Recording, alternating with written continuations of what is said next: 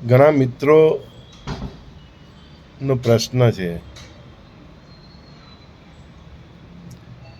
કે સર આજે કલયુગ, બધા કહે કે કલયુગ પૂરો થવા આવ્યો છે, 5000 વર્ષ થઈ ગયા. ફેસબુક પર, યુટ્યુબ પર એની ધમાસાન ચાલે છે. કોઈ કે કલયુગ 4,32,000 વર્ષનો છે. તો કલયુગ એમ કે સાહેબ આ 5000 વર્ષમાં કેવી રીતે પૂરો થઈ ગયો?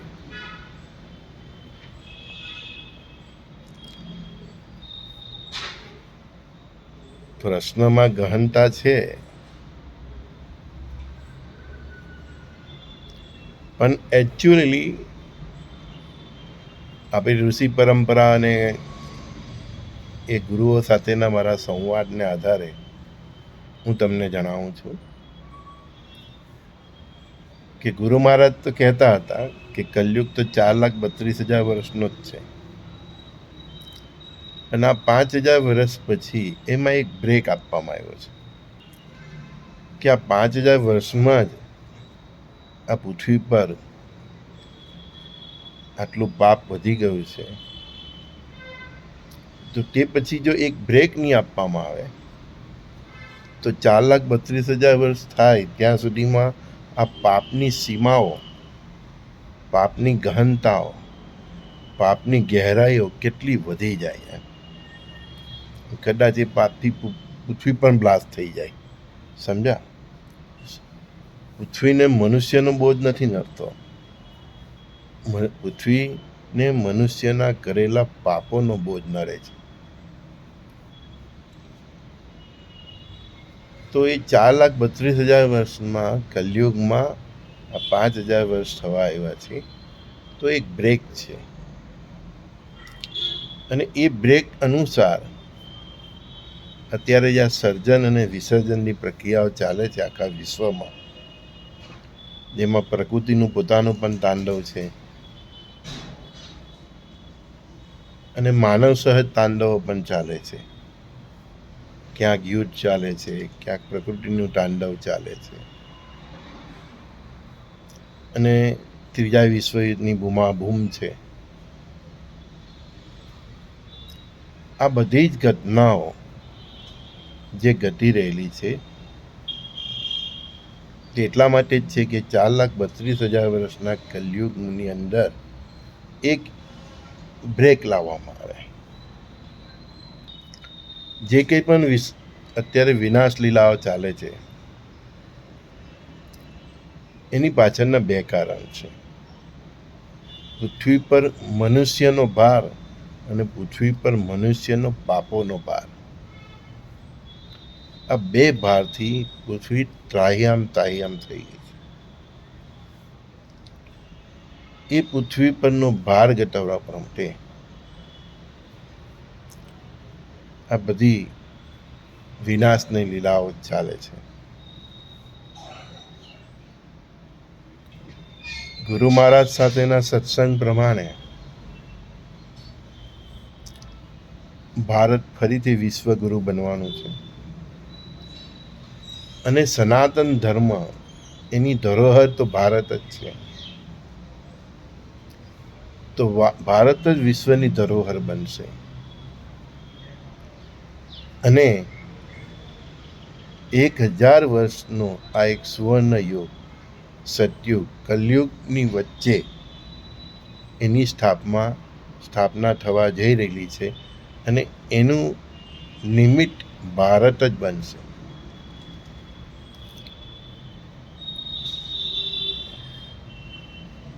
બે 2030 પછી ભારત ખીલી ઉઠશે વિશ્વગુરુ તરીકે. અત્યાર સુધી અમેરિકા મહાસત્તા હતું એમ કેવું છું, સમજો.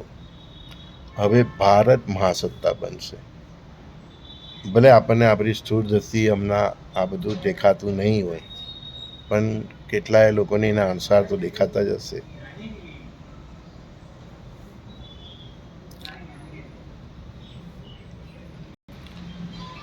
$80 વર્ષનો અમેરિકાનો દાયકો રહ્યો બીજા વિશ્વયુદ્ધ પછી, મહાસત્તા તરીકે.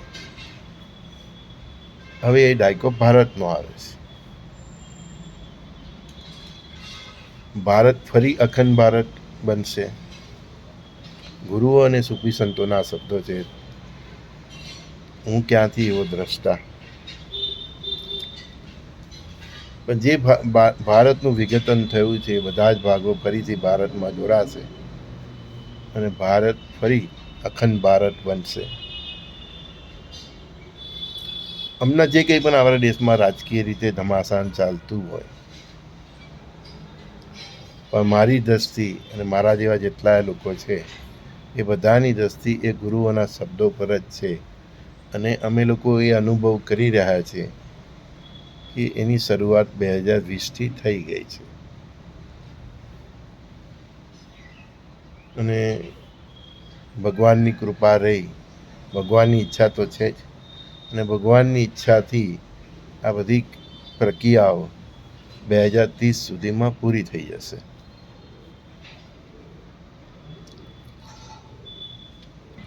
ઘણાને એ પ્રશ્ન છે કે ભારત શું આ કથિત વિશ્વયુદ્ધનો ભાગ બનશે? ભારતના નેચર પ્રમાણે ભારતે કદી ક્યારેય કોઈની પર પ્રથમ આક્રમણ નથી કર્યું. પણ ભવિષ્યમાં એવી પરિસ્થિતિ લાવી દેવામાં આવે કે ભારત પ્રથમ આક્રમણ કરી શકે છે. જે રીતે અત્યારે બાંગ્લાદેશમાં ચાલે છે હિન્દુઓ પર અત્યાચાર, એ લગભગ અંગ્રેજો કે મુગલોના શાસનમાં જે ચાલતો હતો અને આઝાદી વખતે જે ચાલતો હતો હિન્દુઓ પર અત્યાચાર, ભારત પાકિસ્તાનના ભાગલા પડ્યા તે વખતે જે હિન્દુઓ પર અત્યાચાર થયા અને બધા હિન્દુઓ કઈ રીતે પાછા આવ્યા, આપણે બધો ઇતિહાસ સમજીએ તો કંઈક એટલી હદે પરિસ્થિતિ આ લોકો વણસાવી નાખે તો ભારતે આક્રમણ કરવું જ પડે એવી પરિસ્થિતિ આ લોકો જ નિમિત્ત કરી રહ્યા છે. અત્યાર સુધી તમે જુઓ કે રશિયા યુક્રેનનું વોર હોય કે ઇઝરાયલ અને મિડિલ ઇસ્ટનું, ભારત તટસ્થ રહે છે. તો આની જે તટસ્થ ભૂમિકા છે તે વિશ્વની અમુક સત્તાઓને ખૂંચે છે. કેમ કે એ લોકો પણ સમજે છે કે જો ભારત તટસ્થ રહેશે તો ભવિષ્યમાં ભારત જ આર્થિક રીતે મજબૂત રહેવાથી ભારત જ મહાસત્તા બનશે. એટલે કેન પ્રકારે પણ ભારતને આ વિશ્વયુદ્ધના જે સમીકરણો છે એમાં આ લોકો જોડવાની કોશિશ કરે છે. અને એના માટેનો એ લોકોને સૌથી સરળ ટાર્ગેટ જે ભારત અને ભારતની બહાર રહેલા હિન્દુઓ, એની પર એટલું બધું દબાણ લાવી દેવામાં આવે કે ભારત સરકાર મજબૂર થઈ જાય.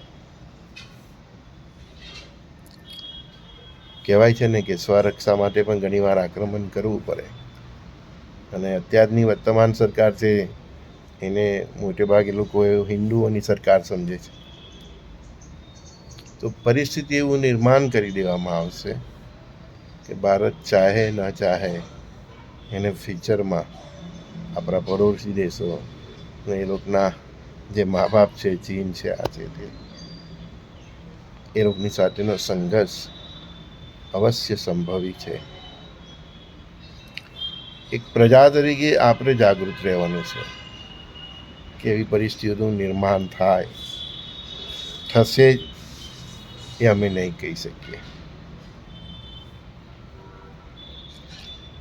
શબ્દોની મર્યાદા હોય છે અને એક મનુષ્ય તરીકે પણ મર્યાદા છે. ગુરુઓ, અવધૂતો અને ભગવાનના જે કાર્યો છે એને આંગળી ચીંધનાર અમે કોણ? અમે ઈશારો કરી શકીએ. તો એ પરિસ્થિતિમાં આપણે કેટલું સજ્જ રહેવું, શું આપણી તૈયારીઓ હોવી જોઈએ, એ દરેક મિત્રો સખાઓનો આત્મચિંતનનો પ્રશ્ન છે. મૂળ વિષય પર આવીએ તો કળિયુગ 4,32,000 વર્ષનો જ છે, જે આપણા શાસ્ત્રો વેદોમાં લખ્યું છે એ પ્રમાણે જ છે. પણ એ કલયુગની અંદર એક આ બ્રેક છે, અને 1000 વર્ષનો બ્રેક છે. અને 1000 વર્ષનો જે સુવર્ણ યુગ છે, સતયુગ છે, એની સ્થાપના ભારત જ કરશે. અને ભારતમાં પણ 80થી 100 વર્ષનો ગોલ્ડન પીરિયડ આવશે, જેમ અત્યાર સુધી અમેરિકાનો રહ્યો તેવો. પણ એના કરતાં લાખ ગણો સારો સુવર્ણ યુગ હશે આપણે ત્યાં. આધુનિકતા હશે, ટેકનોલોજી તો હશે જ, પણ એની સાથે ધર્મ પણ હશે. અત્યારે જે ધર્મ એક શો થઈ ગયો છે, તેની રિયલમાં ધર્મ હશે. રિયલમાં લોકોના ચરિત્રમાં તમને ધર્મની, એમની ધાર્મિકતાની અનુભૂતિ થશે, એમના વ્યવહારમાં અનુભૂતિ થશે, એમના રોજિંદા જીવનમાં અનુભૂતિ થશે.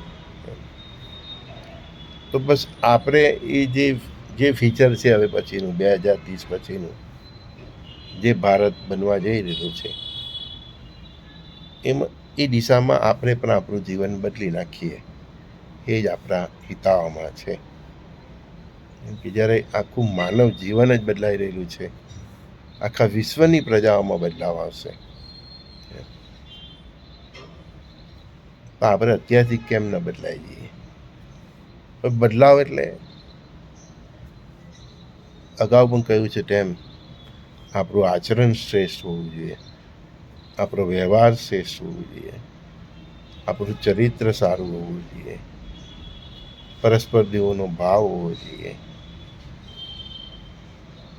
કોઈનું છીનવી લેવું, મારી લેવું, હત્યા, જીવ હત્યા, આ બધી વસ્તુની પર શાસ્ત્રો અને સંસ્કૃતિ પ્રમાણે અને ભગવાનને ગમે એ રીતનું આપણું જીવન હોવું જોઈએ. અને જેનું અત્યારે વર્તમાનમાં એવું જીવન છે જ, તેમને કોઈ બદલાવ કરવાની જરૂર જ નથી. જેમને જરૂર છે એમને બદલાવી જવું જોઈએ. એ તો ભવિષ્યમાં પરિસ્થિતિ એવી આવશે કે તમારે બદલવું જ પડશે, બદલાવવું જ પડશે.